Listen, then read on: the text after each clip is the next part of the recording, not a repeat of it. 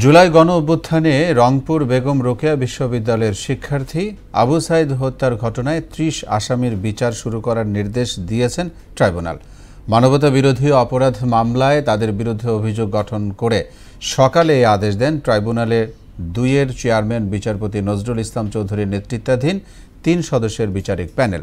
আবু সাইদ হত্যা মামলায় ৩০ আসামির মধ্যে ৬ জন গ্রেফতার হলেও রোকেয়া বিশ্ববিদ্যালয়ের তৎকালীন ভিসি হাসিবুর রশিদ সহ ২৪ জনই পলাতক।